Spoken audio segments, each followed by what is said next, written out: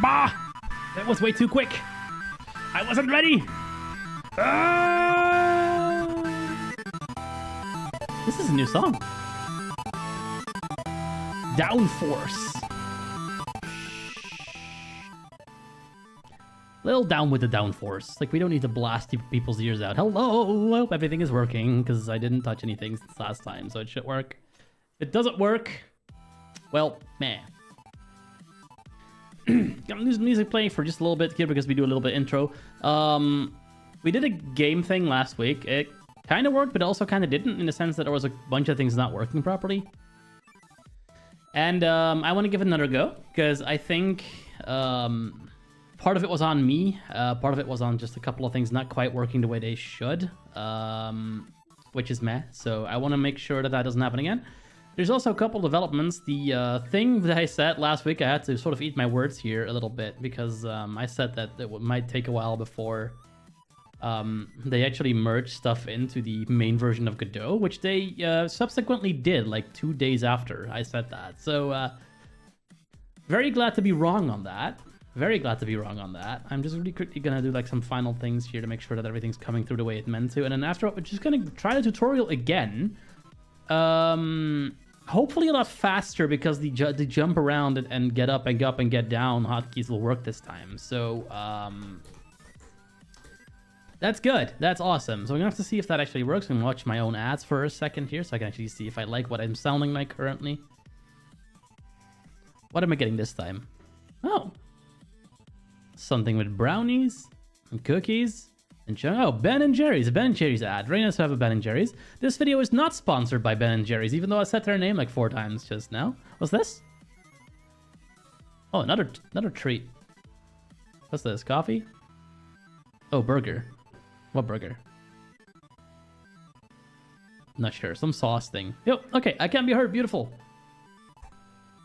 Okay, this is all I need. Okay. We're a bit more energetic this week. We were a little jet lagged out last week. I even got coffee here to make sure I stay that way. We started a little earlier as well.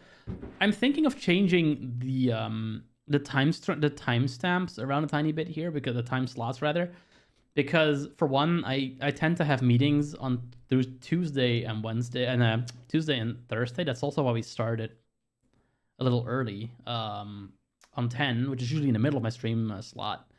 So sometimes I have to not stream just because I'm doing that.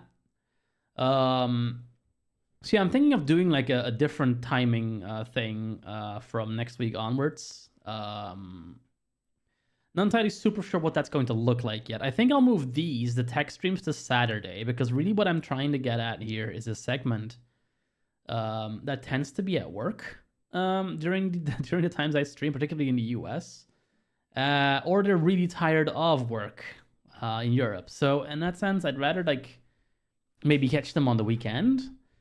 As for gaming, I mean, that's, I think, more of a younger population, where like, you might be in school, but I think you have less of a 9 to 5 going on a lot of the time. So I kind of want to see if I can like make that fit better for people. This Saturday there won't be a stream because Eurovision is going to take all my viewers, so I'm probably just going to watch it myself as well. But yeah, next week I might do like something like that, where I just put things on different times and different times. I'll have to see which ones exactly. Right now, my schedule is in a little bit of organized chaos, because my times that I work at are going to change in the coming months. I'm gonna have a lot more to do, a lot less to do, like from July onwards, likely. So that means I might, be out more, out of the house more, or it might mean I might do more streams on different topics, different times. But right now, I'll probably stick with Wednesday for gaming, and I maybe switch the gaming one to Friday or something, or some other time, and then or Tuesday. We'll have to see. Like Tuesday, Wednesday could work as well. Tuesday. I just said that wouldn't work. I'm dumb. So Wednesday and maybe Friday or maybe Monday. I'll have to see what I do with those. And then Saturday is going to be the IC null one. So if you've been coming to see me on Tuesday, that's going to be going Saturday from probably next week onwards. Just want to see as an experiment if that brings in more people, if that makes it better. The few times I have done that, I think I did it once during the 12-hour streams we did for Zersiax. And I had a little bit of an ICNL tie-in. I'd noticed that there was a lot more people coming in, just sort of as they were there. So I want to see if that's a common thing, or if that was just a fluke. We'll have to see how it goes. But for now, let's do the game development stuff.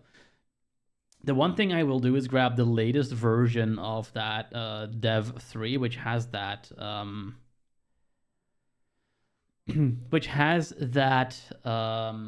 new version of Access Kit built in. It says read more, blah blah blah. Can I just get a download? Let's see, supported platforms. Show all downloads. I just want the English one download. So we got. This is not even an alpha anymore. This is like an actual proper download now. Very cool. Okay. So we got project, engine. I think we need the engine, don't we? Download. That's 441. We need 4.5 something.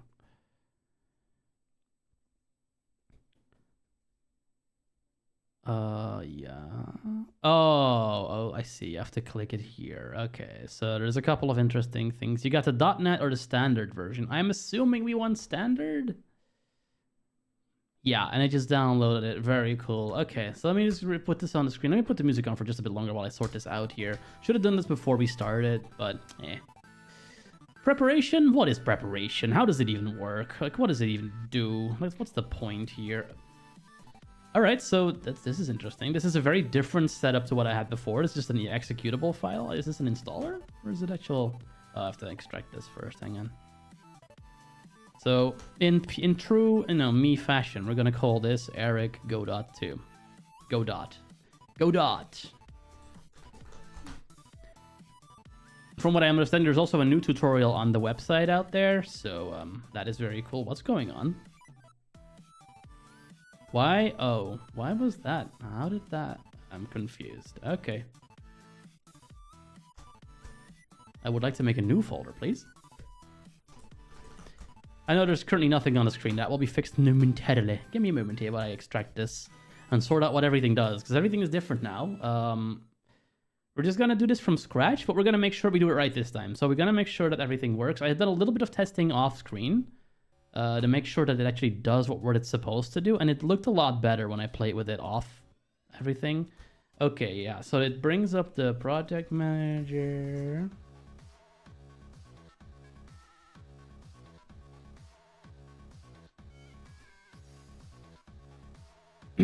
Right, so I have Godot open. Let's put it on the screen so we have something to look at least. We're gonna have some fun here. Where are you? No, it's even still called Godot. Beautiful. Godot v5 dev 3 win64. So that's apparently the one that has Access Kit built in. Access Kit is basically a subsystem that you can put into an application to make certain UIs, cross-platform UIs, work with screen readers. It's been a long time coming. I think they've been trying to get this working since version 2. Elysium Music, have you played Mistworld before? Yes, I have played Mistworld before. I think it's a very interesting pay-to-win MMORPG that's very up there with a bunch of like mainstream MMORPGs that are doing that. I didn't find it super interesting. I found the lack of strategy a little bit interesting. Like what I was finding is a lot of the time I was just spamming the same skill buttons, and there really wasn't that much else to it apart from just a whole bunch of systems to very slowly upgrade your stuff while also having a chance to break your equipment. The very, very sort of cash shop heavy mechanics that would not be amiss in a Josh Drive Hayes video, if you know who that is. But yes, I have played it, Elysium Music. It is an interesting game. I haven't played it for a long time, though. Maybe they've gotten a lot better about the whole predatory cash-to-win stuff, pay-to-win stuff. Hey, Cyber Nerd Dante, what's up? Been a minute. I've been to like San Francisco and back since the last time I saw you. What have you been up to? Yeah, like I said to other people before, you know, people who are not in here, were not in here before, I'm gonna be doing the ICNL streams likely on Saturday going forward, just to catch more of the working man people who don't have time to watch these streams on the boss's time. So if that's you, then you're welcome. If that's not you, then deal with it. In any case, we're gonna try to do some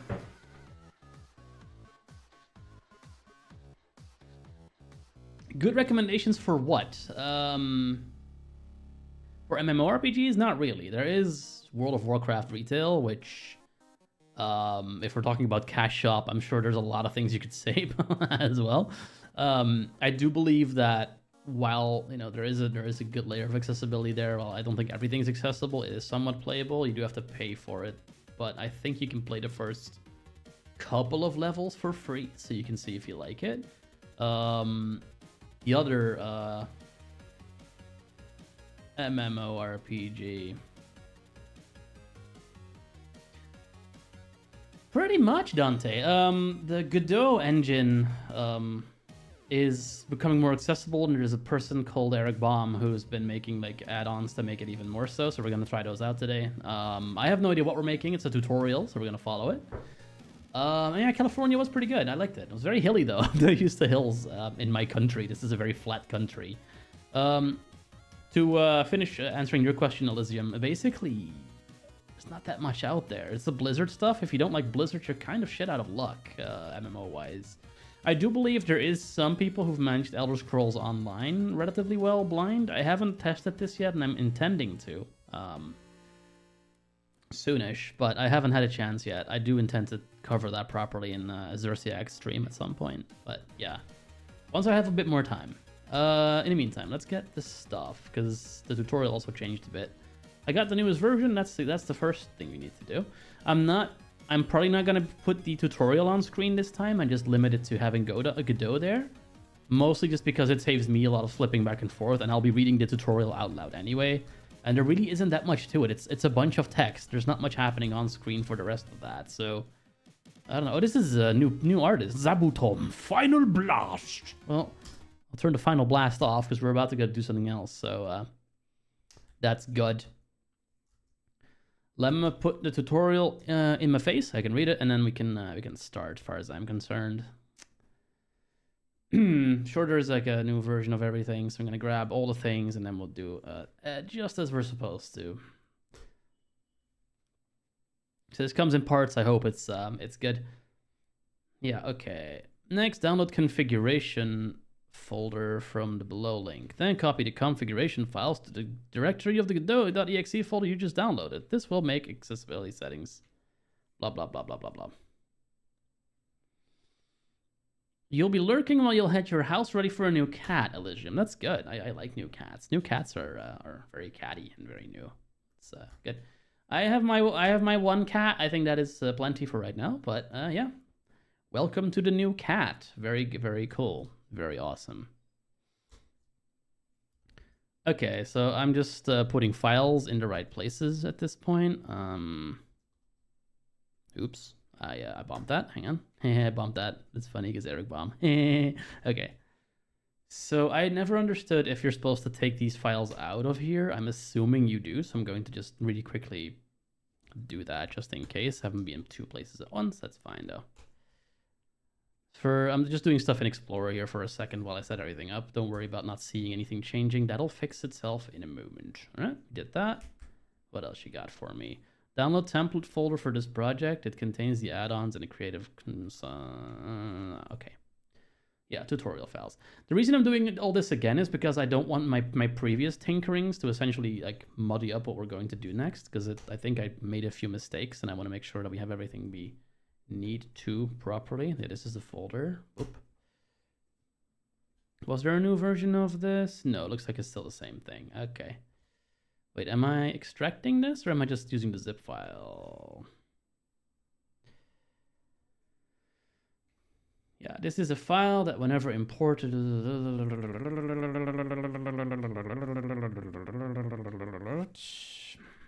which allows making maps using an accessible menu. Okay. No, these add-ons are made in GD script, blah, blah, blah.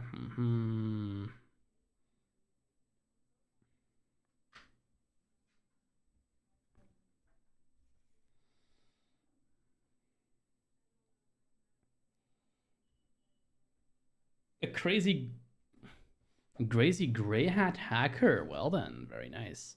I am on Windows currently, Windows 11. I do have a Kali Linux VM kicking around for when we do try hack me stuff.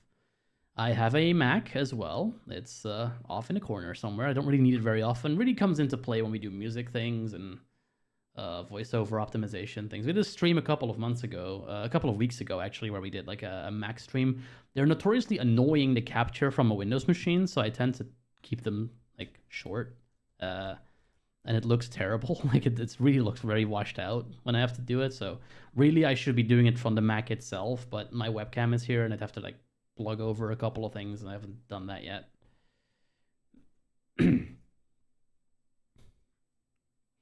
Okay, so yeah, this is not what we should be doing. You should be grabbing this as a zip file, okay? Up. All right, everything's in the right places. So now I'm going to restart Godot because I'm pretty sure that right now we don't have our configuration things being applied. And then we can start. We can actually do the tutorial and see how we do. I have no idea how well this is going to go this time, but it should be better. All right, here we go. Loading, loading, loading. All right, that does look a little better. I'm not sure what changed here. Can you guys see that? Let me see with AI. It's the only like reliant thing that I can actually use AI for, and the only reason I even trust it because it's otherwise wouldn't know things. Like if I use AI to check my screen, it'll tell me that I'm sitting in like there's a little window that shows me talking into a microphone. If it doesn't show me that, then I think it's just making shit up. But it usually does look like. Okay, it looks like, yeah, Godot is visible. I'm not sure if it's like taking all the space it'd like to be.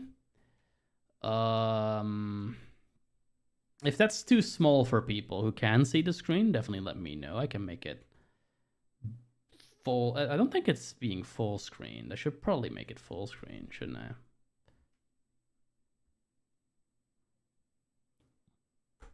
There. Is that any better? Let's see. I want to make sure that it's everything is visible. I forget that things are not generally always full screen by default, and sometimes I have to hit a button to do it.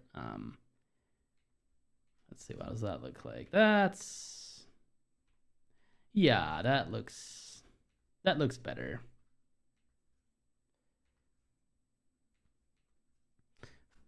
Thing as a blind streamer, there's a lot of things that visually happen that I don't really know what the standard way of doing things is. Like, if someone doesn't tell me that my resolution is off, I'm going by numbers only here. So if it turns out that I'm doing something that's really strange, some people will not tell me because they think I'm doing a bit. Like, they think I'm doing this for I am blind, so therefore you guys get to be blind as well thing. That's generally not what I do. I will do that from time to time, but I tend to announce it.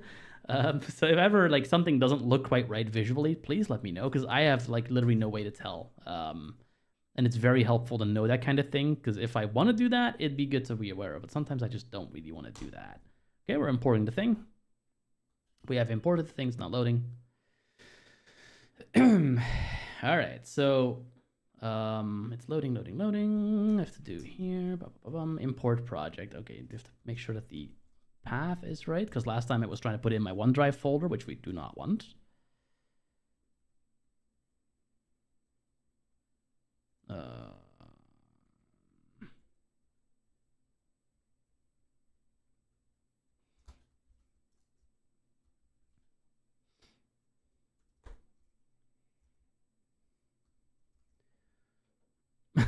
Yeah, that's a thing. It's special.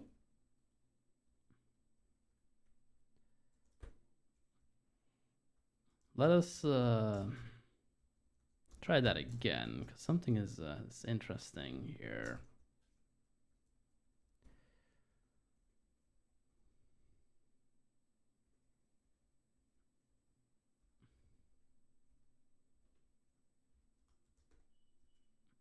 Okay, I don't know why I couldn't find it. I just used the mouse and the OCR to really get this to go to this little part of the window. I had a serious amount of trouble finding this this time around. I think it did put me in the right place last time, so that's an interesting regression we're seeing. Yeah, it's doing the OneDrive thing again. I fucking hate that. Hang on, let me remove that. Browse.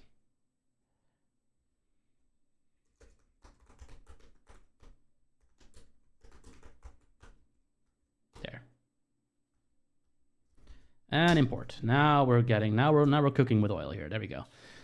So while that loads in, we're going to try a couple of hotkeys first and foremost, because that was the one thing that caught us by surprise last time. It wasn't working according to the tutorial we were supposed to be seeing. It really wasn't doing what it was supposed to, which meant I had to do a lot of black magic to make this work properly, and it took way too much time. So I'm going to assume, hopefully, that this is better now. I think one of the applications I had running was capturing the hotkeys before they could get to the program, and Godot just wasn't even realizing I'm pressing them, so...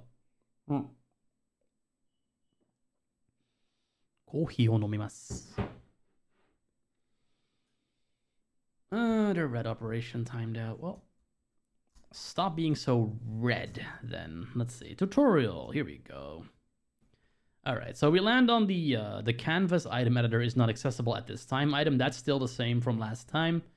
Let me super quickly make sure that you guys didn't lose the view, because when you load a project in like that, it does a little bit of a redraw, basically, where it opens a different window in the same application. You guys are fine. Okay, beautiful. So the thing that wasn't working last time was hitting Control F8 and things wasn't really moving the cursor around. Now it is most certainly doing that. So that's very nice. First thing I'm noticing is that when you do land on these tabs, they are just labeled as tab right now. They don't have labels. That might get confusing. We have a tutorial right now, but when you're just playing by yourself, you really have to sort of remember what keys go with what. Otherwise, it becomes very easy to get completely misdirected, because a lot of these look kind of the same to me. So yeah, we'll see. Whenever tutorial says to press... So I'm just looking at where we were in the tutorial. We did the thing where I just imported the program. So I am... Control-Alt-P will take you to the file system search bar. Control-F7 will take you to the file system tab if it is hidden. If Control-F7 doesn't work, then the add-ons are non-functioning. Try reloading the project, and if it still doesn't work, please let me know as soon as possible. So what was happening at my end was that I was pressing Control F7 last week and it wasn't working. Let's do it again. Now it does work.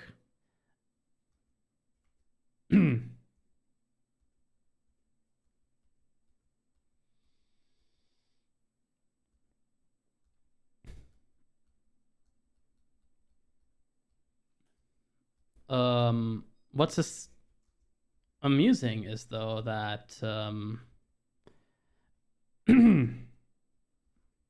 okay, so my tutorial says press tab until you get at the directory tree view.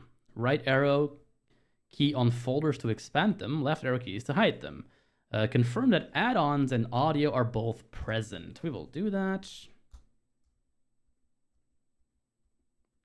I will also start sending speech from the screen reader through once that becomes relevant.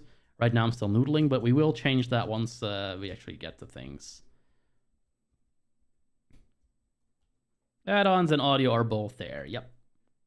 And there's a bonk.wav in one of these folders, so that's very cool. We seem to be where we need to be. If they are, then the add-ons should be working in SS. Start, okay. Optional, set up VS Code with Godot. I will do that in a subsequent stream maybe, but not this time, because I want to really dig into what works with the current thing. With just the Godot editor in general. I do know that the second tutorial has some kind of new fancy add-on. If we get to it, we get to it. We'll have to see how that progresses. Also, I did tell the folks on that Discord that this stream is happening. Let me actually super quickly see if that was actually even seen. Yes. Okay, people are just not. People are just not here because the last time someone said something here was yesterday. So, all good. I know also I'm aware that the Eurovision semifinals are happening in, I think, about half an hour. So I'm expecting that the little viewership that I have to just zip off to see that after we're done here. Anyway, create our... Let's start from the beginning. Let's start from the beginning. What are we supposed to do? It says... Create our game scene with a Gmap node. I'm going to go straight to the instructions because we kind of covered this last week. So we're going to just do what it says. Control F8 to go to the scene tab. This is also where speech is going to go through to the thing. So if that bothers you, sorry. All right. So rather than nothing happening now, if we maybe turn that down a tiny bit. Center view toggle. Yeah, that's good. Grouping. So if I hit Control F8, tab control tab, it does that now. It puts us somewhere. So that's good. Part. CTRL Control A, if a node is previously made. Control N first to open create new node window. Focus CTRL plus A, speech mode off.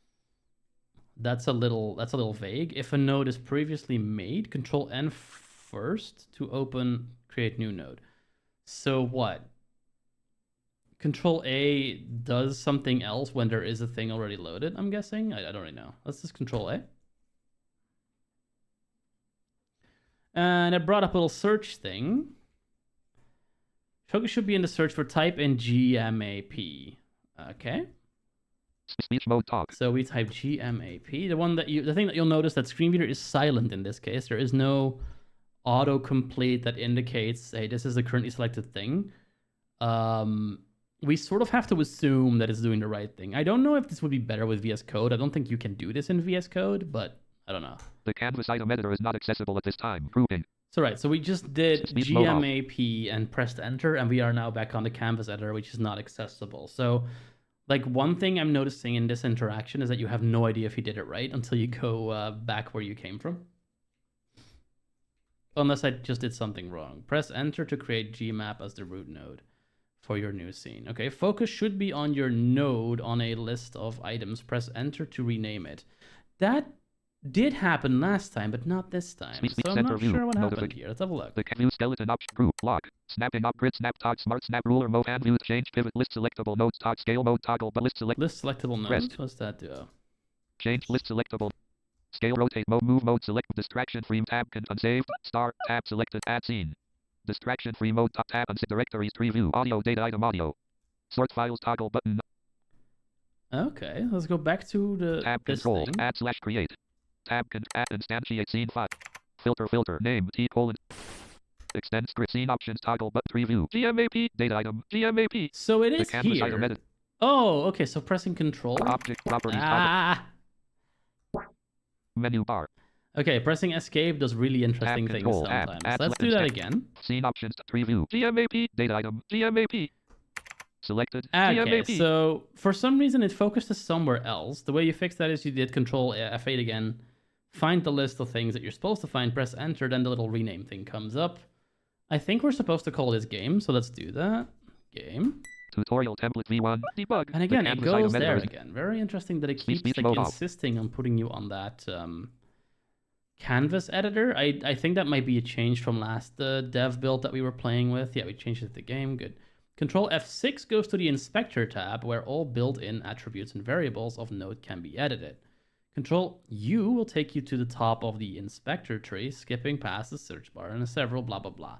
So down one more time to get to node size, we set that to 64. All right, so Control F6. speech mode talk We'll just say tab probably. tab control inspector tab selected Okay, this 3. one does say inspector tab. That's good.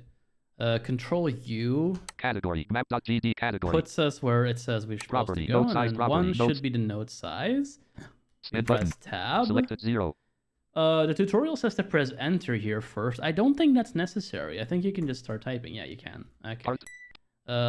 It says 64. This means each sector of the map editor will be 64 by 64 pixels. Enter to exit edit mode. spin button 64 Yeah, I don't think Proper- there is like a concept of edit mode for me. Like maybe that's a different screen reader that does speech that. mode off I don't know. Well, okay. Press down until you find our rows. Press tab, type 11, enter. Okay. And yeah, once again, my focus is catapulted to this other thing. It's very annoying. Every time I alt tab out, basically, it does it. Very strange. What I'm noticing here is that property. Let's do this with the speech. property notes property row property category node 2d So this is not bad. I'm glad that there's like a distinction made between category and property. I would flip these around because right now what happens is we have to wait for property to be finished speaking before we get to what property we're looking at. I can cheat by using the braille display, but a lot of people can't. So I'd say row, comma, property would be better than property, colon, row. But I'm not sure if that's an Eric thing or a Godot thing. So property category we're dealing with it for as rows, it is property. right now. Rows, I think, Spin should be 11. Right now it's 5, so we'll make that 11. property And we'll do the column same for spin button columns. There. speech So I guess mode we off now have a 11 by 11 grid with 64 pixels by 64 pixels per square. Very cool. Okay, this means our first room will be 11 sectors by 11 sectors. Oh, so it's not. It's the other way around. One room will have 11 sectors and one sector 64. Okay. Yeah. Control S to save. Leave the name default. Press enter, saving your first scene. Okay, we'll do that. Control S. Yeah, it does come up with game.tscn, which is, I guess, top level scene or just scene. I'm guessing. Okay, we saved it. Now what? This is already going a lot smoother and a lot faster than what we did last time. Create player and ground scenes. All right. Instructions. Control F8 to go to the scene tab. Okay. Here you go. Note, if you already are in the scene tab, this is unneeded, but it'll always influence. Okay. Blah, blah, blah, blah, blah.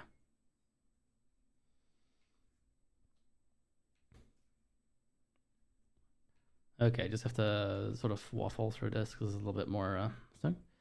Okay, Control N to make a new scene. So instead of just hitting Control A. Oh, okay. So Our root node is not in a scene, I guess. The new root node is just there, and then a new scene lets you add nodes to this. Okay, Control N to make a new scene. Let's first do Control F because it does look like it changes me around a bunch. Not really sure why that is. Speech mode talk. Tab control tab. Yeah. New notification from Pushbillet. Mail. N. Control A. Search selected. GMAP. I'm finding that Speech mode off. when you press Control, it does that leap to the what was I saying? The thingy. To that canvas editor thing. I'm not really sure why that's a thing. Type in static body 2D. All right. Static body 2D. Oop. Yeah, and again, it puts us at that middle, sort of no man's land. That does feel like a bit of a bug. I'm not sure if we can report that anywhere, because that is a little annoying. I'm not gonna lie. Press enter, rename to floor. Press enter. Okay, we definitely did not do that last time. I think the floor one was missing, or I missed it in my jet lag addled brain. But we'll do it this time. We'll make this be floor. Speech add / instantiates. Filter attached script. Scene options toggle preview. Static body 2D data item. Static body 2D. Selected static Floor. tutorial. Very cool. Speech mode off. Okay, press Shift Tab twice to get to the attach script button and press enter, or press Control plus equals. Okay. So again, it bounces us around the map a little bit here. So I'm going to attach find script. it Scene again. options toggle preview. Floor data item floor. Okay, it was still there. So we can now hit attach script. Boop. File path selected floor. Floor.okay. So again, it shows you that res://floor.gd. Only floor is highlighted. So if you start typing at this point, everything will stay the same, but only the floor bit will be erased, basically. So we'll call it as it is now. Floor is fine. Here's the script. Extends static body 2D. Extends speech mode off. Let's see what's next. Press enter to create script with default name. Okay. Under the line experience, paste the below code. Have I seen this code before? I think so. This is like the first code snippet. Oh, does it not do a copy button anymore? No, that's gone. Interesting. Oh no, there is. I'm stupid. Oh, it doesn't do the pop-up anymore though. Aw, I like the pop-up. It was very 90s. Oh well, paste. So we just paste in a bunch of code. Let's see what it does. Just looking at the code super quick. gm.create_collide_rect is a function that came with the add-ons and is not part of Godot. Okay. So it does. What does it do? Shouldn't have. Okay, this option is normally set to true. It says gmap. A gm.create_collide_rect left paren 6464 self true for the parameters. I think I do remember that for the player rect, but not for the floor. I don't think we did floor last time. Might have missed that. All right, let's save this up. We're good here. Call it floor.tscn. Absolutely. There you go. oh, the pop-up did come up. I just didn't see it. Okay, the code pop-up did come up. Very nice. I am blind. Control F8, Control N, Control A to go to the scene tab, create a new scene, then open the menu to pick a root node. What?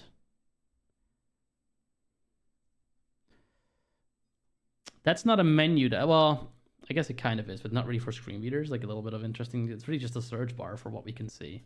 So Control, the same thing we did before, except right now we're creating a character body 2D instead of static body 2D. Character body 2D, no capitals. Okay. So we'll do this whole thing quickly. Control F, Control N, Control A. Search selected static body 2D. Delete whatever it says now. Character body 2D. Again, we can't verify if it's picking the right thing. We just have to assume that it does. Oh, it put us in the right place this time. Look at that. Very cool. I'm not sure what changed, but now it put us in the right place. We can rename this to be player. Tutorial template. Speech I'm sure that's what it's going to tell me to do next. So Yeah, press enter again. Focus on your camera like a player to read. Okay. Control F8. Go back to the scene tab. Control A. Type in camera 2D. So we're not changing scenes this time. We're gonna just make more things in this player scene, as it were. Control F8. Control A. Camera 2D. Okay, the view will now follow the player, which allows for sharing with sighted devs, enable the notification. I mean, I'm thinking you want that anyway, so people can sort of see themselves. I'm getting so many notifications coming in, it's very annoying. Sorry about the noise spam. Press up to confirm player is focused. Whatever is focused will become the parent of the next child. Okay. Yeah, I'm on player. Control A, type in audio listener 2D, okay? Audio listener 2D. So this is pretty much what we did last time as well, except it's going a lot faster this time. Like, press enter. This will be our ears. Soon we will make 2D audio nodes attached to Yeah. Again, I'm brushing through this a little faster because we did this last week too, and I want to get back to where we were. If it's still focused, Control F6, Control U to go to the top of the introspector. So what you're finding is because this is not completely accessible yet, a lot of what you do is muscle memory. This takes me back to like using, for example, musical devices that don't have a screen, or that do have a screen but like don't have a screen reader. You just learn that, you know, press this button, then that button, and that button, and then you are in the place where you're going to be. It's a deterministic thing of pressing buttons that always do the same thing. This is harder on a touchscreen, but right now that's essentially what we're doing. They'll have a meaning in this particular case. They get us places quickly. But there's not always going to be super clear, like, the sort of feedback on what you're actually doing. So Control F6 puts you in that inspector tab. Control U takes you to the list of properties, and then that's where you're going to change stuff around. What are we changing? What? Press tab until find current and find its... Oh, okay. Yeah. Press tab until you find current, then okay, that's not actually tab. I'm pretty sure that's down arrow, but sure, we'll try it. Control F6 and then Control U. Here we are. Speak prop category audio listener 2D. This is the audio listener 2D. Property, We need to indicate that that's the current one we're using, sort of the audio central processing spot, I guess. Currently that's off. We'll turn that on. There we go. Prop speech mode off. Wiring stuff up here. Look at us go. Okay, in the inspector, press enter to toggle it active. Only one audio listener 2D can be marked current at a time. I'm assuming if you have more of them, there is some kind of code way to flip them back and forth. Adding player audio. At this point, we would attach a large number of audio players. To do, we would focus player in the scene tree, press Control A, type in audio stream player 2D, press enter to rename it. With it still focused, press Control F6, Control U to go to the top of the inspector, press down to get to the stream properties row, then tap twice to get to the button, and press enter. From the drop down list, select quick load. Type in the name of the sound file, press enter. We would then do this 5 more times for this character, then another dozen times throughout the tutorial. Instead, this tutorial will have this be done via code. So for code, like if you do coding, if you have done any coding in the last like 20 years, this is pretty common. There is like 2 ways of doing UI generally, or do like things that you can either do from the user interface or through code. This is very commonly done in before, like we had Swift UI in iOS development and Mac development. We used something called Interface Builder. Some people still do.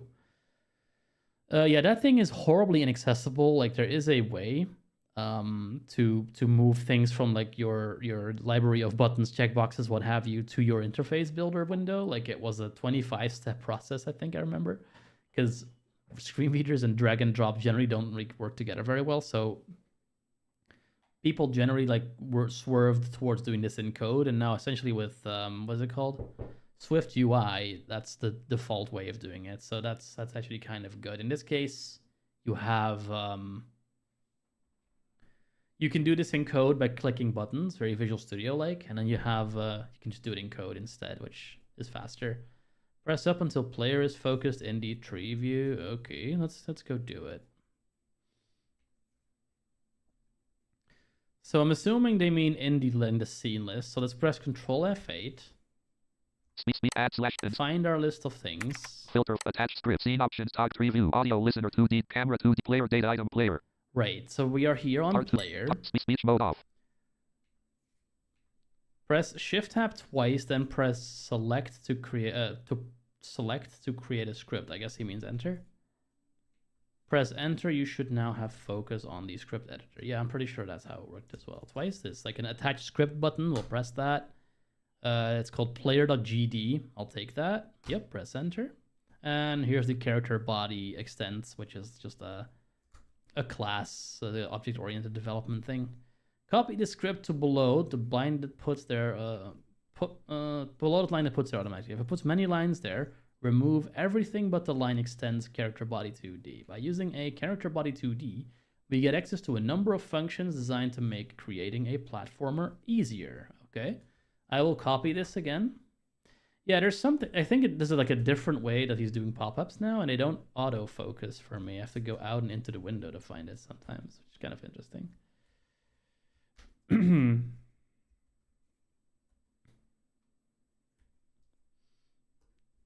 There. Okay, so I think I have it. Oh, I didn't see that. Godot actually is clever and puts a little asterisk in front of the file that's currently open to indicate you don't have it saved yet, which is good to have. Let me paste this in, and then we'll go through the code and see what it's actually doing. Paste. Extend. Okay, I did this wrong. Hang on, let me do it again. Yeah, we're entirely in the wrong place here. Player, adding player audio. Yeah, copy. There you go. Paste. Here we are. Huh? Oh, there it is. Okay, so what's adding is... Oh, very interesting. Sometimes I don't get Braille for the current line. It needs to be declared to get accessible. Okay, will be used a little later. So we're declaring spawn point. Okay. And we're declaring grounded. When we want to ask the room to do something for us, we'll just call parent. So parent is get parent. Very cool. One is going to be left. Wait, what? Speed number -1 is going to be left. Oh, -1 is going to be left. 1 is going to be right. And 0 is not moving. Okay. So direction. In a stereo field, you can get away with that. Obviously, when you want to do more 3D audio, this gets more difficult. But for left and right, like indicating stuff in a stereo field is changing, you can say like 1 for right, -1 for left. And I'm assuming that's a moving like sound source. 0 would be a static one, which is what you would want for pieces of like the environment or things like that don't actually move. It just should stay as you move.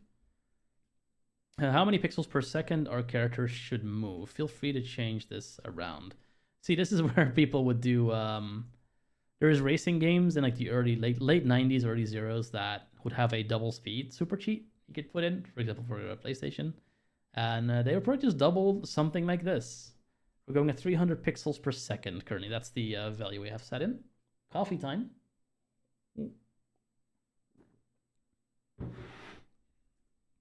How much we will launch ourselves when jumping. Feel free to change it and get a feel for it. Okay. So when we jump, it's a -400 velocity. I'm not really sure what that means. That's also a constant, so we can't change that mid-game. That's a shame. That would be cool for a cheat. We are creating 6 audio players that will always play on top of the player, so are not 2D. We can replace what audio file each one is playing as the game goes, such as changing the footsteps as they enter new terrain. That's very cool, actually. But the main thing to remember is each audio player can only play one audio source at a time. So that's why each action needs its own audio stream player. Since many of these actions can play at the same time. See, this is where when you're in a game, say God of War Ragnarok, What you notice sometimes is that when one sound is playing, it cuts off another sound, and then you gotta wonder if that's a performance thing or if there's just a limitation on the engine that it can only play X amount of sounds or only X amount of sounds of a certain type. In particular, like the audio cues, what I've noticed is that a lot of the time they cut each other off, or they might be cut off by game audio, things that are happening, even the screen reader audio sometimes. So this right here is one of those really sort of contrived examples where you can see why certain things, certain audio beacons, certain audio cues might not be as trivial to implement as you'd think. It all depends on the engine. A lot of the time when we say this should be easy, it probably should be. But if the game engine wasn't sort of built to support something like this and they added it on after the fact, it might get a whole lot less easy to implement things like that. And I'm wondering if that happened to some of the games that we've been criticizing on the Zersiax channel, for example. So yeah, here we have a step sound effects, an audio stream. We call that new. We just call the new method on these. Okay, so it's a constructor, basically. Bonk. Yeah, we just call news on these. So we got footstep, bonk, jump, death, land, and there should be one more. Oh, pickup sound effect. Okay, very cool. Is that all we're doing? No, there's more. Any functions that starts with a underscore is a built-in function that the game engine will call at the proper time automatically that we can modify. Okay, so it's like a, yeah, gotcha. Ready is code that runs a final step before the game starts or before it starts taking actions if activated later. So everything else is loaded before any ready steps can be run. Okay. Speed func ready. Number setting our collision mask to 3. It is a bitwise operator, so that means we will be visible on layers 1 and 2. Number, so if we want things to only interact with the player, we have them only look in layer 2. Collision layer equals 3. Okay, we have been sort of skipping over what some of the instructions are saying, so I'm not sure what layers are here. But yeah, making a smaller hitbox for our player, making it red. So we do have visuals in this. What is this called? Can I see the actual line? Yeah. So gm.create collide rect.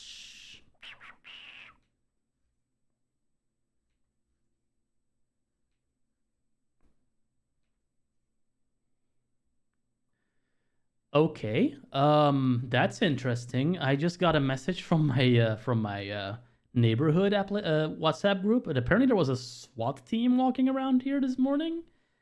I missed that, but that's interesting.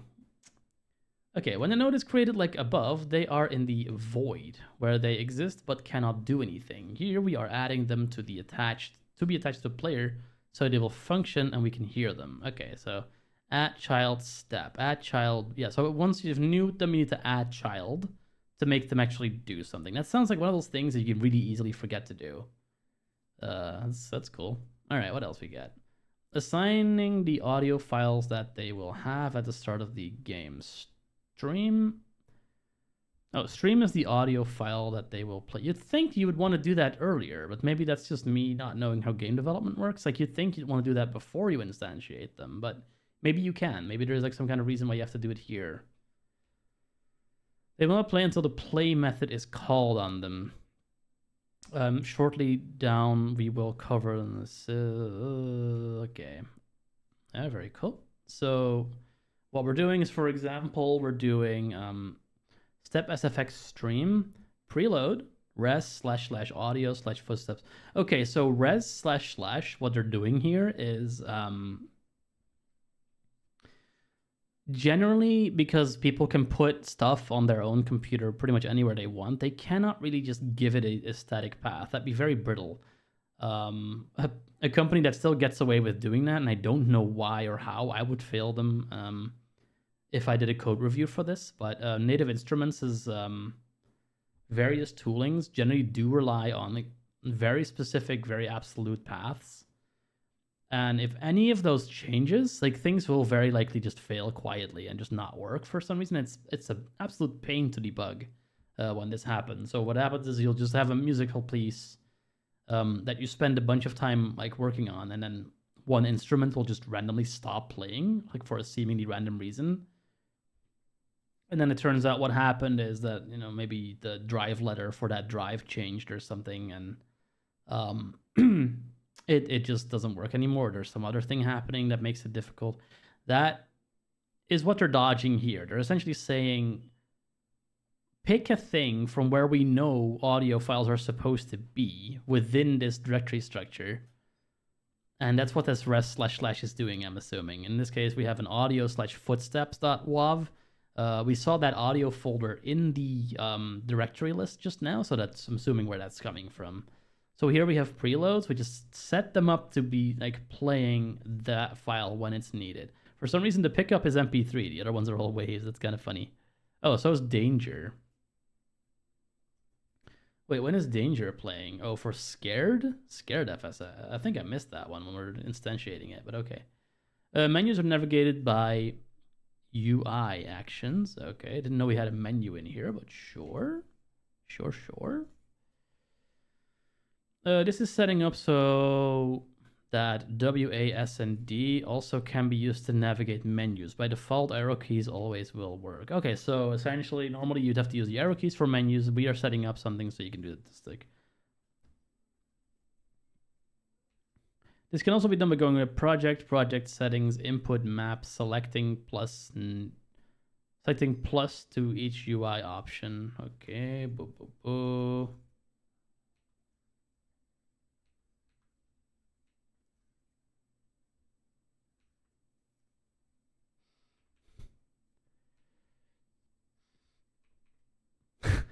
Someone is assuming the SWAT team was here because someone put their green container out too late. That's funny. No idea what's happening there. Or just use a bit of code. So here we're setting it up. Once again, we are using a gmap function. Okay, so to do that, you do gmap.add event UI left, key A, UI right, key D, UI like. Okay, so pretty much just adding a couple of events here. Anything that starts with a underscore is a built-in function. Yeah, I knew. Okay. So now we have a new one. The physics process is called every frame for physics actions. Delta is time since last frame. Okay. And yeah, there is a function here. What is it doing? Physics process delta float. All right. That will handle things like collisions and things of that nature. What does it say? At the gravity. Yeah, is on floor is a built-in function of character body 2D that checks for collision directly below character. So if you don't collide to the floor, you're essentially floating in no man's land. If not is on floor, what do we do? If not is on floor, velocity equals get this is for jumping. So velocity plus equals get gravity divided by delta. If W is pressed and we are on the ground, we apply our jump SFX to... Okay, so we're making a side scroller basically. And so W is the jump key.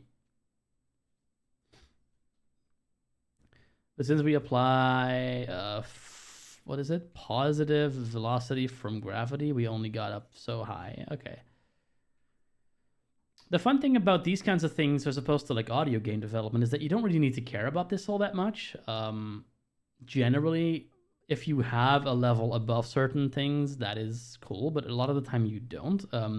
Bokura no Daiboken is just like a difference of that in the sense that you do have layers above where you are currently walking, but a lot of audio side scrollers just do like jump distance, not so much jump height, which is fine because you can't see the character moving anyway. Okay, so input is action just press UI up. And is on floor. So if we're not jumping yet and we press jump, you play the jump sound effect. The velocity there is a velocity.y, so I guess the velocity becomes the jump velocity constant, which is minus 400. Still not sure why that's a minus. I'm assuming that gravity has something to do with that. Okay, setting directory movement based on left and right keys. All right, so this is a lot of code. I'm not going to go through all of it. I'm just going to see what else it all does.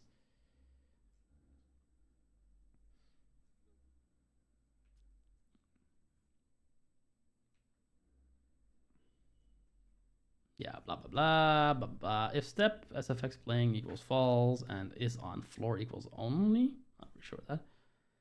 Okay, so this is interesting as well. Like we have a little bit of code here that checks if the current footstep is already playing. If so, if not, play it, but only if you're not in the air. Because if you're currently in a jump animation, you press the footstep. Obviously, you shouldn't be hearing footsteps. That'd be very strange. The same as if you're bumping into something, you should also not be hearing footsteps. Game developers. That is one of those really weird pet peeves that really annoys me in a game. If I'm bumping up against like a tree or something and the audio for the footstep just keeps playing, even though you're not actually physically moving, you're up against the tree. You're not moving. You're not lifting your feet up and down. If you run into a wall, we don't play step SFX, we play bonk.sfx. There you go. This is as easy as it is.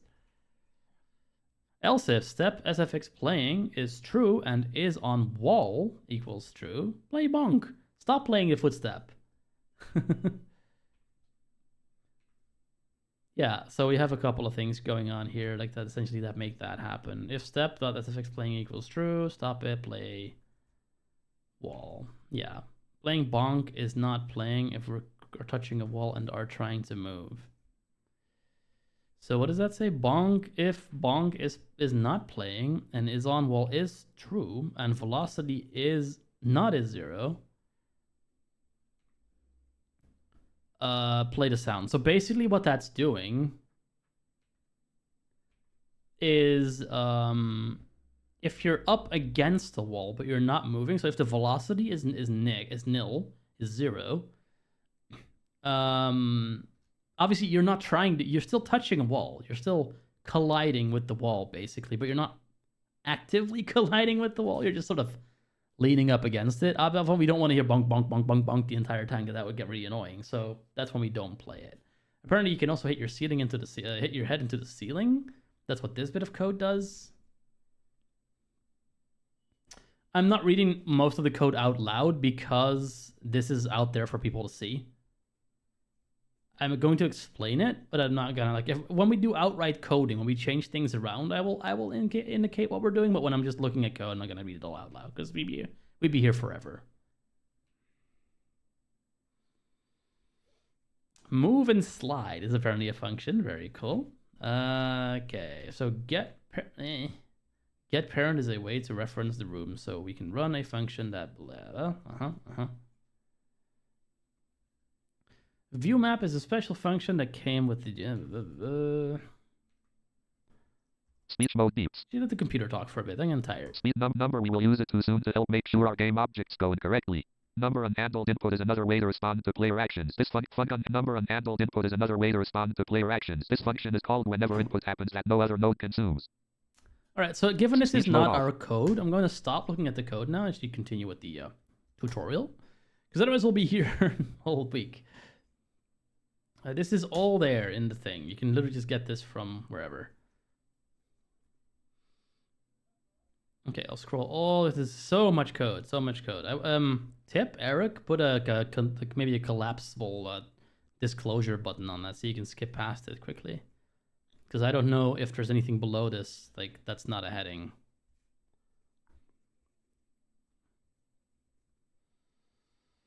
Oh, well, that's the end of the page, basically. Last bit. Okay, there was only a heading below that. So it says script explanation. Yeah, okay, let's see what he says. The heading CT on the script is included part that gives the player a collision layer of 3. Collision layer is bitwise, so it is in layers 1 and 2. 2 will be our special layer that we have things that should only interact with the player check. Usually this can also be set in the inspector by going to the collision header and checking the 2 box. These boxes are not accessible at the moment. Next page. Okay, so we're done part 3. with part 1 and 2. We're not going to go part 3. Which I believe is where we cut off last time. So let's have some fun with the level builder, which is actually, I think, an accessible thing that this guy made. Let's see. Instructions. Press Ctrl F10 to get to open scene tabs. This is all the scenes we have opened recently. Then use right and left arrow keys to find game scene. If that tab was closed, press Ctrl Shift O to open. Okay, it should still be there. Let's try. Speech mode Control F10. Menu bar. New scene 1 of 20. Small deploy with network file system not checked 2 of 15. I think I did that wrong. Part 3 and Use right and left arrow. Press CTRL plus F10 to get to open scene tabs. This is all. Player. Control Menu F10. bar. Okay, so... Filter. Tab control. Tab. Scene. Import. Select the resource file into tab control. Import tab selected 2 of 2. Menu bar. Editor settings 1 of 4. Keep customize deploy small visible navigation not tutorial. Okay, interestingly that's not working for me, so I'm going to do the Control Shift O method instead. We want to open game, so I'm going to press enter. There we go. We are now in game. Very cool. All right, game.tscn is open. You can verify that with looking at the title of the window. Using right, left, okay. That bit did not work for some reason. I couldn't find the open scene tabs. I might have just missed something. I'm assuming it's in the file menu on that menu bar, but it's not super clear what I meant to do here. So I'm just doing it the other way that it's listed. Control Shift O, yeah, that's what we did. What time is it? Okay. I have like an hour before I need to get out of here for a meeting, so we'll see how far we get this time. With game being our selected scene, we can now open Gmap editor. Press Ctrl F2. This takes us to the Gmap tab that replaced the 3D tab. Press tab. All right, let's try that. Speech mode Press Ctrl F2. 0. Again, this is where I think a little bit more labeling might not be a terrible idea. It just says 0. You did an edit field. You have no idea what's going on. Pressing tab as it's directed 1 puts us in 1 0. So I have 0 1 0. 2 0 all the way up to 10. 10 0. And then you get back to 1 0 1. 0. Part 3. If it's not loading, select If it's not loading, select another scene, then reselect. If you are in edit if mode. you're in edit mode, press enter to leave edit mode. You can navigate with arrow keys. You can navigate with arrow keys, then enter allows you to type. Here is where you can add items to the game room. Okay. I am in edit mode, but I don't think enter is going to get me out of it. Does the arrow keys work? Oh. No, it doesn't. But it does look like when I press down arrow on these, it brings up a little autocomplete menu. So I'm going to go back to 0 0 and see if it tells us what we're supposed to do. After pressing enter, and you can type in the name of scenes. I saw that.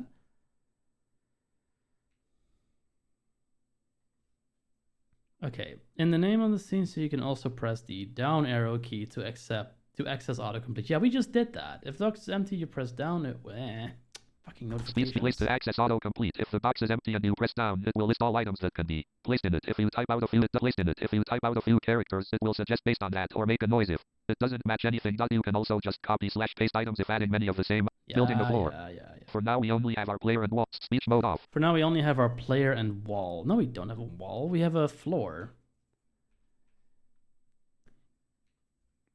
So let's build a small area to test. Build what you want or follow along. The only requirement is not to put it at the very bottom, as we'll want to put a death plane under our level. Note, the name you need to type.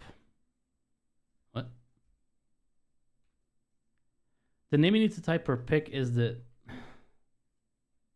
new name that the file is saved as, which by default will always be full lowercase and have underscore instead of space. Okay.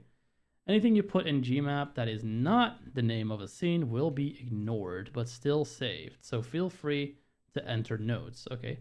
My level is small with my character starting in the bottom left corner, which is a wall directly to its left, floor for a couple tiles, a hole in the middle of the level, a few more floors, then 3 going upwards diagonally. Okay.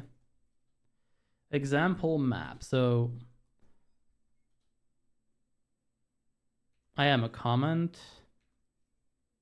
Okay. Very cool. So I have a table here.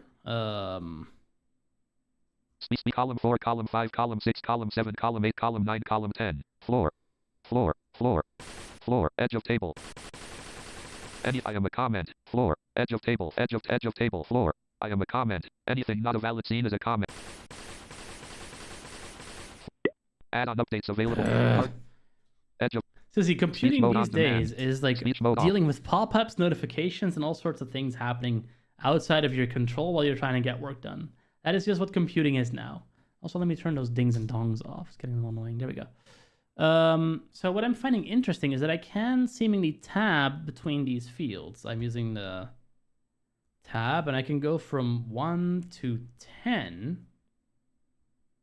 So 0, 1 to 10 is, I think that... Oh, wait a minute.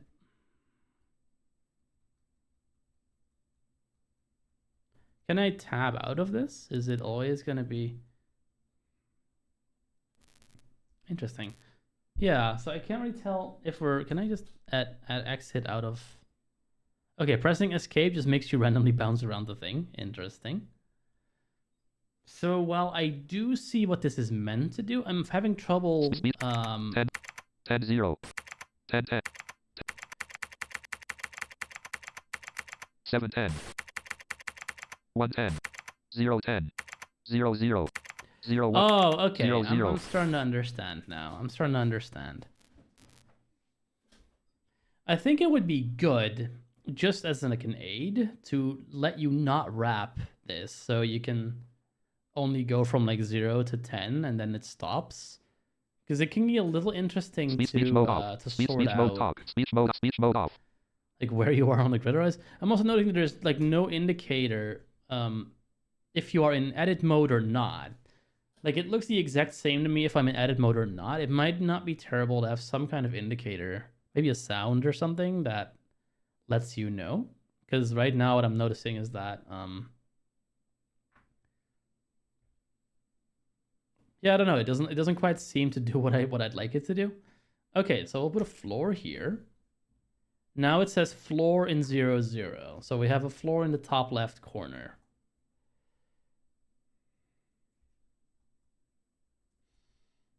We'll put a comment next to it. So we go right here, like the 1, 0, blah.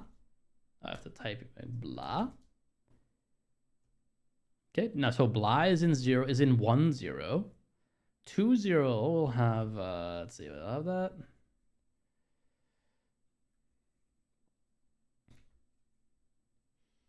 Yeah, so column 11, okay, there's only floor on the other side of the thing, which I'm guessing is also a wall.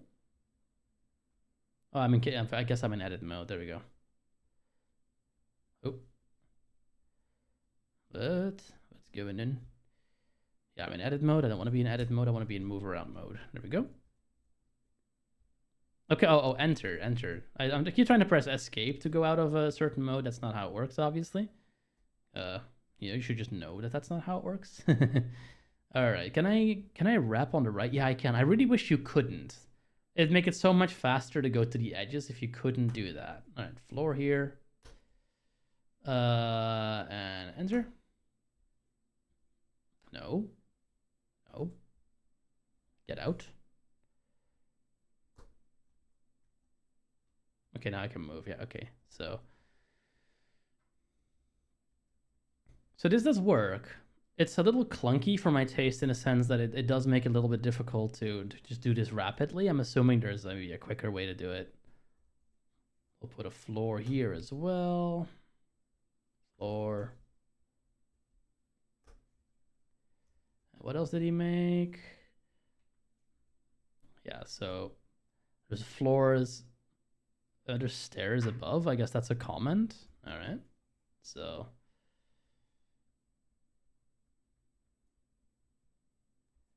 here we'll put floor. Yep. Oh, that's wrong actually. Hang on. Stairs. And what? Oh yeah, there we go. Yeah, okay. Here's the floor. Here goes the floor. It's a very wonky map the way we're doing it, but it's okay. I'm just gonna create more stuff like floor player. Okay, so I'll put floor here. Funny thing is, if you shorten my name, you'll get floor. So I guess I am technically a floor player. I cannot type here. Okay, player is here.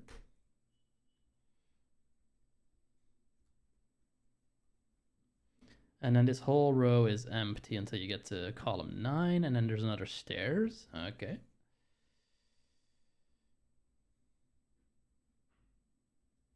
So we want floor here.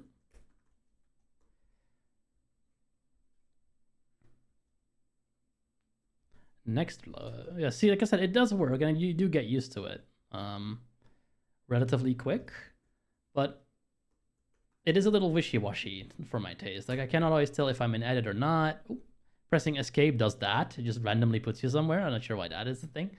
Let's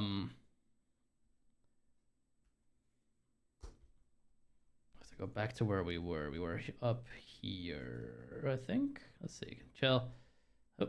See, what I was just doing was holding the left arrow down to go to the edge of it, and it just overshot.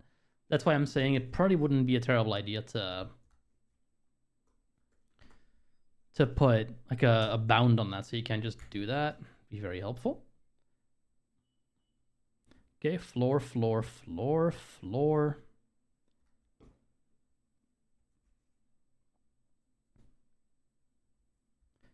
Floor. Floor. The ding, I get a ding sound when it doesn't work. I'm not sure if I like pipe the Godot sounds through. When we actually have game audio, I will, but right now it's not super relevant. Okay, so we got 1, 2, 3. 3 floor tiles. I think we want one more just to, you know, learn how to do it. Floor, more floor. We'll make another floor. There you go. Then we'll make a gap. Here's a gap, and we'll make another floor here.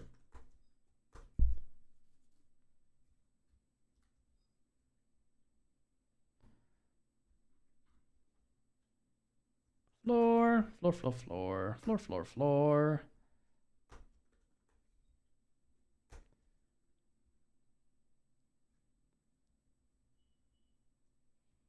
And then we get some stairs after that. Stairs, stairs, stairs.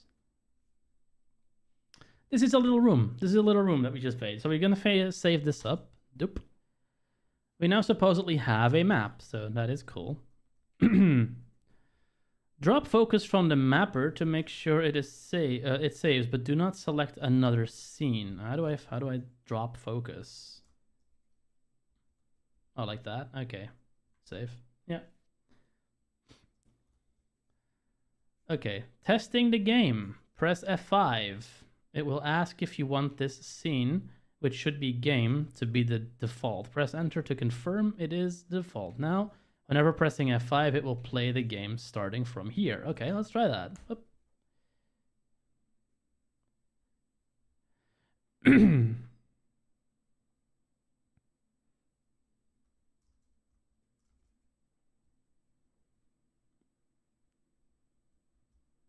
I don't think it asked me that, but Speech. sure. Desktop no containing a record 4 search 9E 119555591E not search 4 R input 02D. Grouping. Speech mode off. Okay. Oh.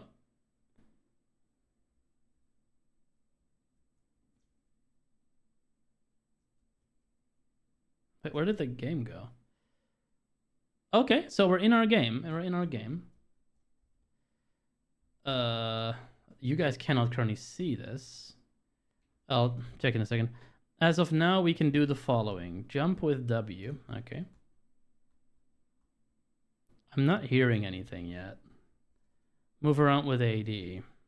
Press escape to open our map as generated by Gmap. Okay. Pressing escape again will leave the map. The game will pause while in map. So you can even check while in air what is around you. This is a feature added with the Gmap Builder add-on to enable developers to more easily test. Developers can also choose to let players use it or keep it hidden depending on the game. Close game when you're done making sure you hear running into walls, can jump, and walk correctly. Doesn't appear to be working for me currently. Let me close this and make sure we are in the right scene. Close this for now. There we go. It didn't ask me that question. I think we have to maybe set it to Speech mode be, talk. on game first. Let's Tab try control that real adds quick. and snap. Detached script. Scene options toggle. But floor data tab control. Floor. Node configuration warning. Bullet. This node has no shape. So floor data item. Yeah, so we are currently on the floor thing for some reason. I think we want to go to the game scene, maybe because I pressed Control Tab or something. It didn't work. So I'm gonna go back to game. 0 floor. And now I'm gonna press F5 Select again. current. Cancel. Select. No main scene has ever been defined. Select one. You can change it later in project settings under the application category. Okay, this looks more promising. Let's have a look. Cancel. Select current. Select No, current. select Yeah, current. why not? Tutorial template V1. Tutorial template V1. Debug. Grouping. Uh-oh. Oh, hell, it works. Okay, so wait, let me Game put part this on three the of number screen, because chat. I don't think 30 you point- guys can see this. Retrieving- Let me verify that real quick, because I think it's doing its own thing now.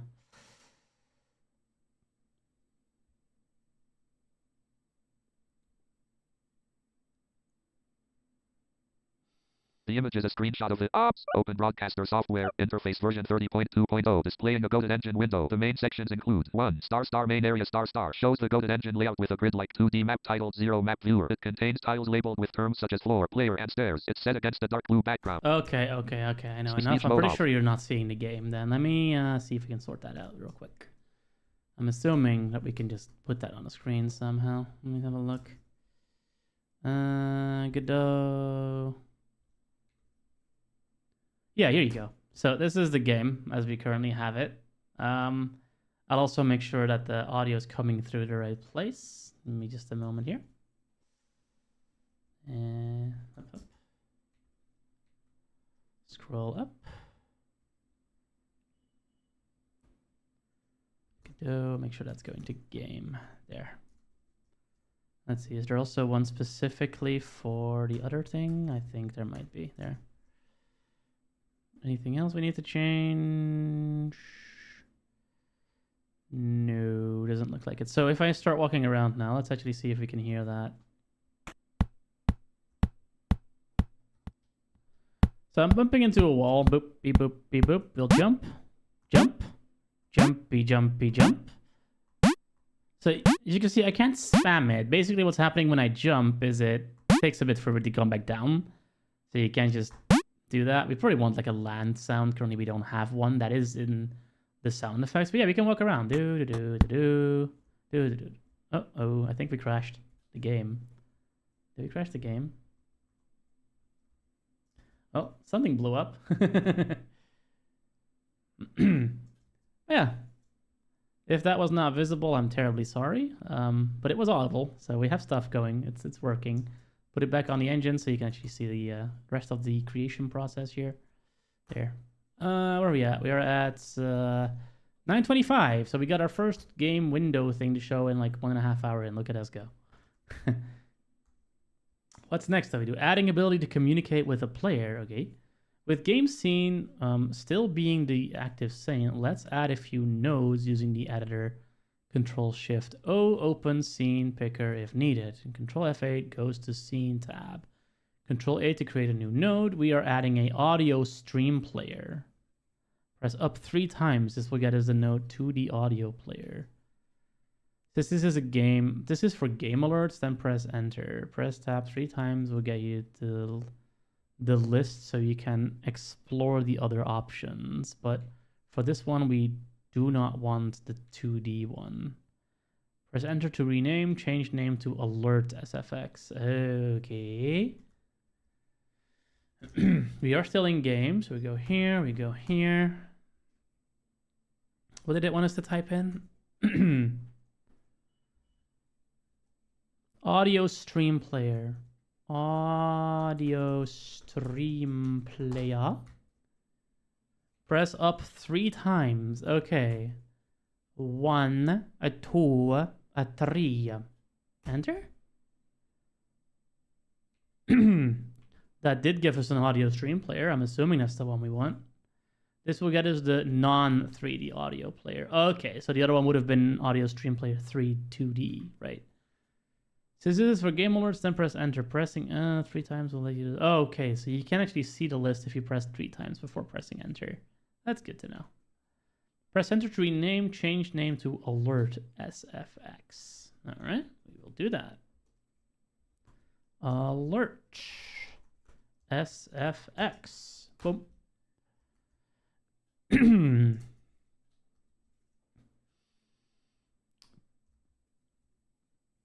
Also, I can't believe that I have not made the joke of like we're editing a scene and it's the best scene I've ever not seen thing yet.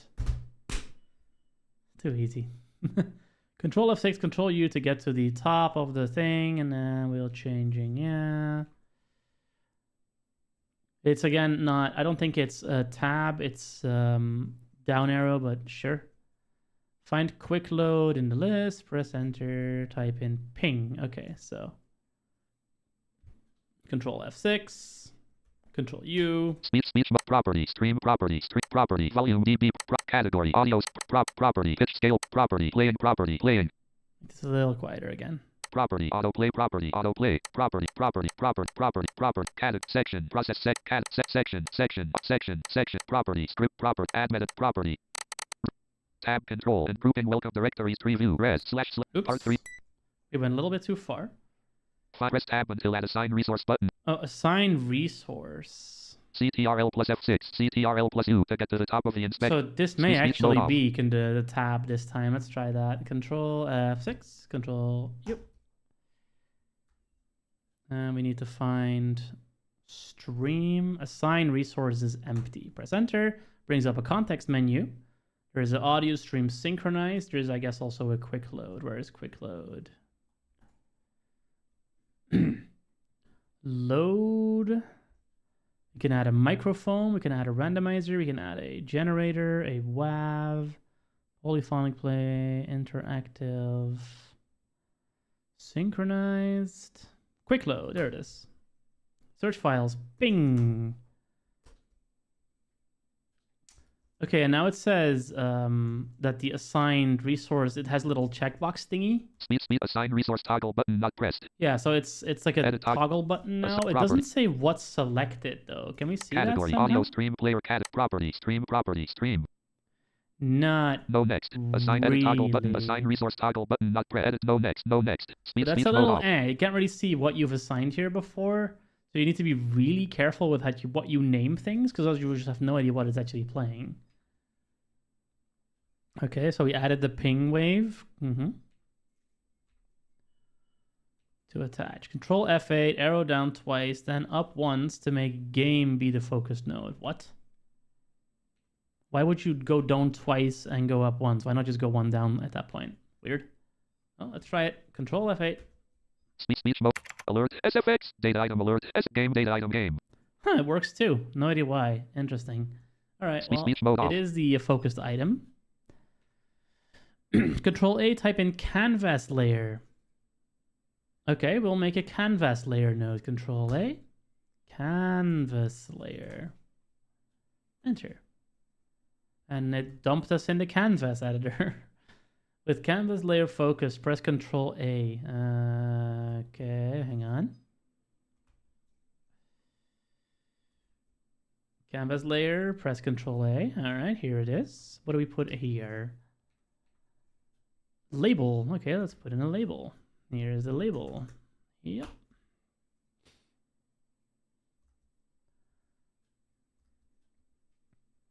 Okay. Boop, boop, boop. Press enter again and rename to updates. Okay. So we're going to make this an update label, I'm going to assume. Label. And we're going to call it updates. Look at us game developing. Press up until game is focused. Remember, when pressing Control A or making a script, the item in this list with focus is what we will be attached to. I'm using the inaccessibility length. That's actually a really big issue on the web. In programs like this, the common pattern for like how this works is generally you have a list, and then you have a bunch of actions that pertain to the currently selected list item. And that is really common in OBS and in something like this. You're on a thing, the keyboard focus or the mouse focus is on a list item, and then you start pressing keys or pressing buttons, next to that, and it'll pertain to that thing. And on the web, either we have like too much going on in a list item, or maybe links within a list item, or like buttons within a list item, which makes that contextually and cognitively a lot harder to process, or we don't, in which case we have no way to essentially like the other thing that happens is we do too little, and there is no way to say highlight a list item with the arrow keys, and then you have to essentially duplicate the button for every list item. It's very uncommon for me, at least in accessibility space, to see a well done list box that has buttons that work like this, where like they just work on the currently selected item. I think if we had that, we could do a lot less verbose labeling, where we're just saying pretty much like we do here. The button that you're currently pressing is the one is going to act on the list item that you just selected. On the web, that's not always as cut and dry. I realize that, but in this case, what we're seeing is a lot of the time when these kinds of things come up, say comments on a blog post, or a number of records in the database, for example, what happens is you get a lot of like duplicate names for buttons. If you go button by button, you get move, move, move, move, move, move, move. And it's very difficult to indicate from just the button's perspective what you're moving, like what record that you're messing with.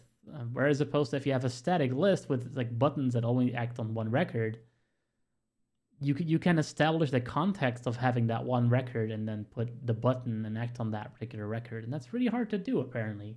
You can't leave well enough alone where that's concerned. We had this pattern with like, pick a combo box and hit the go button and it'll do the thing in the combo box. But yeah, it's harder now. We need to have like the list items have buttons. So then when you tab from say a list item into what you expect to be the controls for that list item, what happens is you get lost within the list item.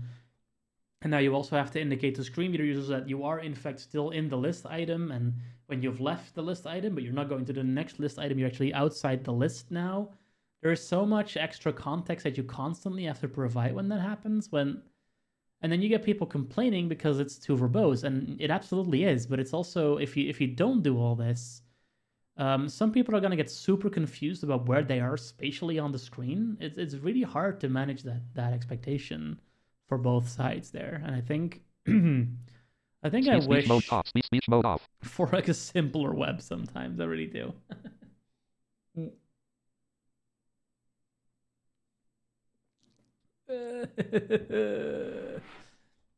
That wonderful last cold swallow of coffee. Beautiful. It's been in my cup for 1.5 hours, so I guess the clip of my face doing what it's just contorting in its configuration is now a thing people can do. Like I hope it's to your liking. What I do for you people. Anyway, pressing okay. Control plus equal sign to create a script. Pressing Shift Tab will get to the create/access script button. Press Enter. Enter the create with default name. As before, we do not want to modify the extends line like this. It's special because it can be extended from a standard, but custom gmap code. So the top item should be extends addon/gmap viewer./gamescripts.gmap.gd.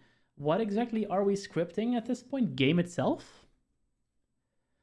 As a small film, after the paste to get an error about mixed tabs and spaces, saving will auto-convert. Some browsers do not send tabs across properly. Okay, below the extends line, enter the below code snippet. Okay, copy. Okay. Okay, so what I'm understanding, let me scroll up a tiny bit. I'm getting a little tired of this, but let's continue. Create, press enter again to rename to updates. Okay, press up until, okay, we want focused. Yeah, we want game to be scripted now. So we are on game, that's helpful. So you should just be able to hit control equals and have it be the right thing. Except that did not actually create the script. It just put me on the attach script button. So let's press that. That's the wrong one. That's the updates thing. We want to go... hang on, that's wrong. That's the wrong one. So let's go back to game. Speed add slash instant. Attached script. Scene options. Tog updates. Data item. Canvas alert. Game data item. Game. Yeah, we want to be on here and hit that button. Scene option. Extend script. Wait, what? File path selected. Game. Is it this thing we're messing with? Extend res. Extend res. / addon. Add-ons, Gmail, the game scripts. Yeah, that looks right. It does say that we're supposed to extend the game path. Is that what we're seeing in this code snippet as well? It wouldn't be in here, would it? It wouldn't be in here because we're not copying that in. So let's paste this stuff in. Oh, ding. Yeah, used space character for indentation instead of the tab as used before. Okay, so I got a ding. I'm not sure if that was audible. I think it was. And I'm getting an error about mixed indentation. It's pretty much what he said would happen. So I'm going to save this.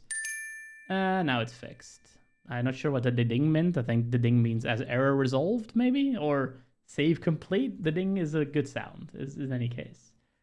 Okay, so we have more code in here now. Since label is a grandchild node, storing it in a variable makes referencing it easier. So yeah, on ready var updates, label equals canvas layer / updates. So you can just sort of put a path in there to indicate where that thing is.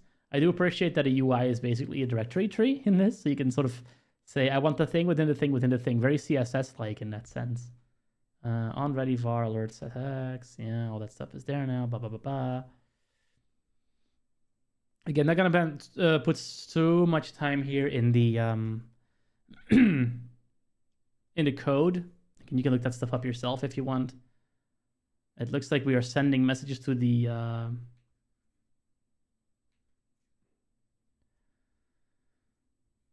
bleep bloop. Sorry, I lost my train of thought there. But we're sending stuff to the label. It looks like in this function we're looking at here, like the update text, you can set stuff in there. And it looks like screen readers will also pick up this text. So I'm going to be very curious how well that'll work. Play the alert as the message was updated. Only if it's not already going. Don't want to spam. If alert SFX playing equals false, alert is okay. So only play it when it's not playing already. So we got a bunch of code here that sends messages to things when receiving the checks to the label to make it re-trigger. Okay, so resend message, blah, blah, blah. Okay. Changes to player script. Press Ctrl-Alt-O to open a different script, then type in player. Okay. We'll save this. Ctrl-Alt-O. We go to player. It's here. Yeah, and so we're now in the script that we were messing with before. Script does not change this. Okay. Pressing Ctrl-Alt-O to open a different script, then type in player, enter. Remember, picking a new script does not change the scene. So the player script opens, but the game scene should still be open. Okay. Copy the below code to the very bottom of the page. Okay, so you got a new thing that we're adding here. Boop. Go to the bottom of the thing here, all the way here, all the way to the bottom of the page. And we're going to add some code here. There we go. And there is more space errors. We're going to make it go ding. Hee. Such a pleasing sound. Okay, we added more stuff to the thing. I'm not even really going to look at it too much. Yeah. Since global position can be confusing to players, rather uses one. Okay. If input is physical, key pressed, key shift. Lock equals get parent, gmap, get cell, global. Okay, so shift will now give us our coordinates, I guess. Final changes, and okay. Anywhere in ready, post the below code. Okay, let's find ready.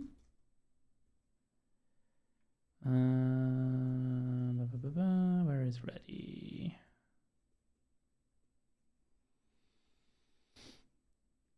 These are all variables. Any function, yeah, here. So in ready, here we are. So we could put it like right below this collision layer call. Put it here.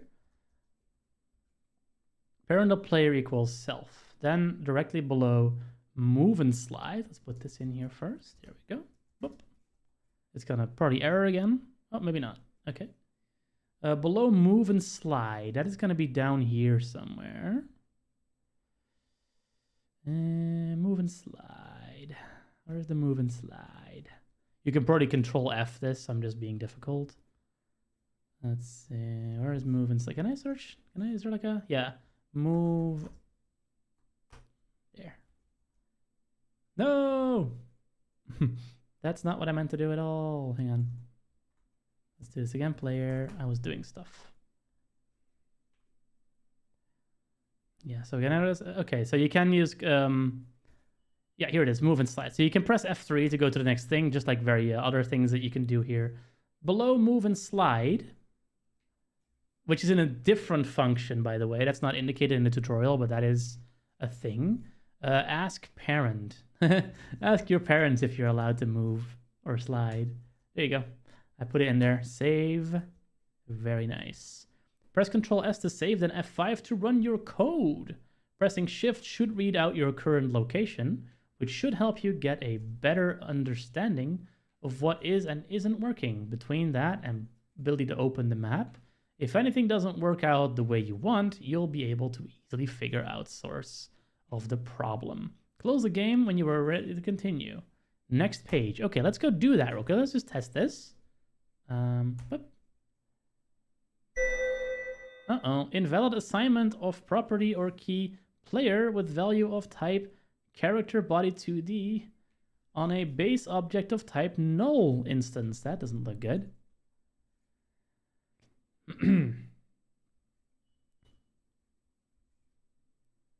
Parent.player equals self. Yeah, we just put that in. Did we put something wrong?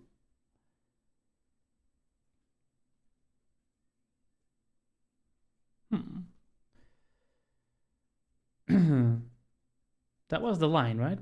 Parent.player equals self. Let's see.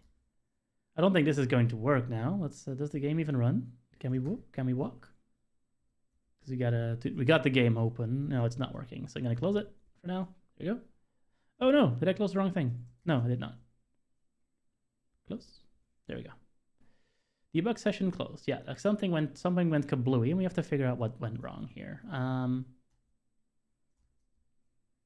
Let's go back.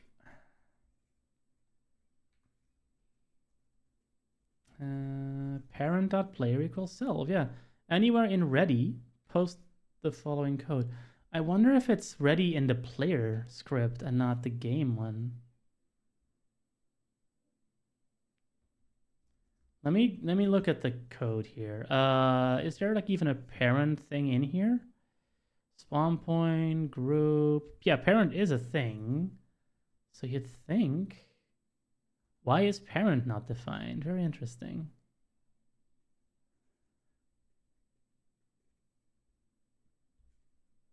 Unless player isn't defined. Let's see. I mean, look at what else is in this function. Delete parent number when the node is created. Add child step SFX. Add. Number assigning the audio files that take number step bond SF jump S def pick step number is canals number GM number anything that starts with as a built number physics fun fit number at fun physics step scare pick up land def SF jump S bond SFX step S number is add child scared SFX add number GM number parent collision layer equals for parent dot player. Let me just put this at the bottom parent of the dot player equals self. Maybe I missed something here. Number collision delete that line. Tab. Add. Put it like below all these UI things. Number anything if not is Here, like below this one. Let's see what that line does. feed. Put it here. Paste parent dot player equal error. Yeah. Expected statement found indent instead. What? Parent GM dot add event. Parent dot player equals self. Oh, there's two tabs. Tab. That's really interesting. It doesn't like it when you over indent, kind of like Python does. Okay, well, we know that now. Let's run it again. Did we get the same error? We do. Huh. On a base object of type null instance. So for some reason... We might have like not saved a file somewhere. That might be what's happening.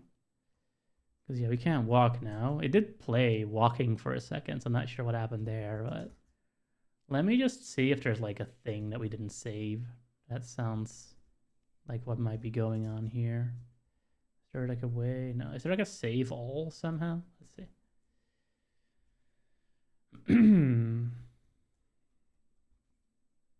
Speak command open toggle takes editor layout editor docs deploy with visible project settings tools 10 of open use install app pack prod export new scene 1 of 23 open recent open scene new inherited scene new scene quit close scene reload undo set export quick open save scene save scene as 8 of 23 open recent open scene new inherited new scene quit 23 of new open recent save scene 7 of 20 tutorial template v1 debug tab control player tab floor tab selected 2 of game tab selected 1 game.tsc floor tab play next unavailable.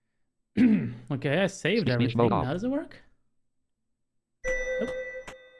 Invalid assignment of property on key player with value of type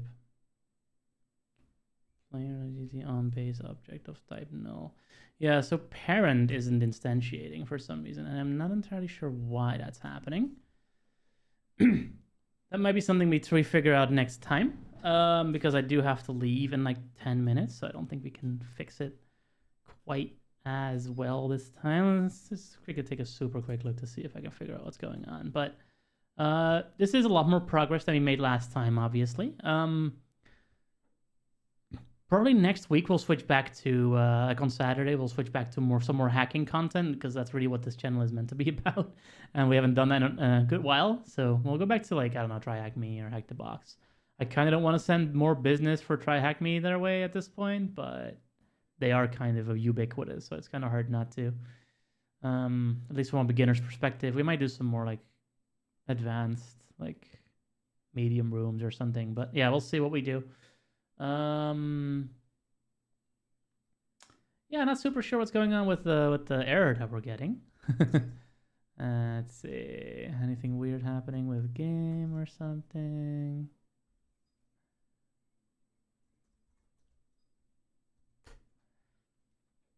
I do think there is a speech mode talk object properties search files parent dot player equals self gm dot parent dot player. I think we have been adding this to player. We might be wanting to add it to anywhere in heading level 3 get parent dot heading level 3 final changes anywhere in ready post to below code parent dot end directly below move and slide add the following line. No, it does look right, because that move and slide is also in this file, so you'd think this is fine. Something odd is happening here. Yeah, not sure. Speech mode off. Not sure what's going on there. I might have to poke Eric off stream here to see what's going on. In any case, yeah, I think I'm gonna call it here right now, guys, because I have other places to be, unfortunately. I'm going to yeah, pick this up again some other time. This was fun. I think this gave far better of a good idea of where we're currently at with this than last streams did. Like, I do like this stream a lot better for how smooth it went as opposed to last week. We actually got 2 iterations of our game done, where like Shift now essentially does screen reader coordinates, and that you can also visually see. What I always have a problem with when we do these audio game development things, there's a couple of things that do that. They are only in audio, so like if you just cannot hear, or if you have audio processing issues, or if you have eyes and you'd like them to see something, then you're out of luck, basically. And that's why I never really looked into doing things like NVGT or BGT or some other blind-specific audio game encoding language here on the channel. But this is a lot more universal. This is a lot more sort of anyone can look at this and see what's going on. We may have done a little bit more code diving than I intended in this particular stream, but once you get used to how everything works, right now I don't know anything about what I'm doing. I'm just following a tutorial. So this error we're seeing is very likely just me forgetting to add like a line somewhere, to add a link up somewhere. Because I have no idea what I'm doing. I haven't read up on GT script or Godot in general outside of this tutorial, and I should probably go do that. So I think this is a great start. we'll iterate on this as we keep going. And yeah, this has been super fun. I hope you guys had fun too. I hope it was educational for people who want to do this maybe themselves with a screen reader, or people who are curious on how well this works if you can't see your screen. I get a lot of people who are going blind and they're wondering, like, can I still do what I used to do if I go blind? And game development for a long time, I would have said no, because all the game engines are very inaccessible. I'm glad to see that this is changing a tiny bit now. I mean, it's still not great. There's still a lot of things that could be improved here. Obviously, there's like a lot of room for improvement, but I'm doing a lot of things that last year I couldn't have done in Godot. So I'm cautiously optimistic that this might be a start of like things improving in a meaningful way, particularly because they themselves added access kit to their like last minute thing, last minute dev release that they released last week. Let's hope that's like a sign of things to come, and they're gonna label more things and make certain things work better. Obviously, they only have so much they can do if a UI toolkit just doesn't let them do things.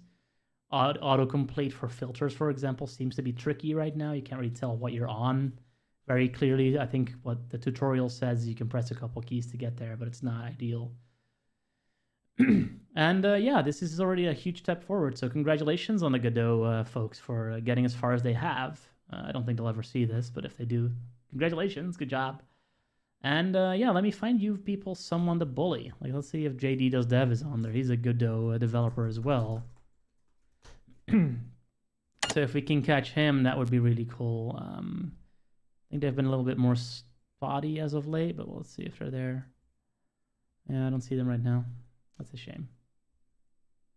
That would have fit so well. I'll just check, just in case. Maybe I just didn't see the notification, but I don't think they're currently alive. Oh, wait.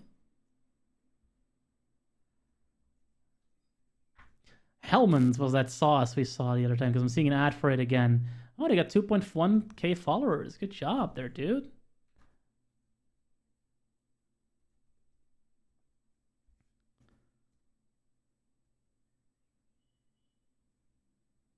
Wait, is that a different person? Huh. They have a different voice. Maybe they're like using a voice changer, or they're...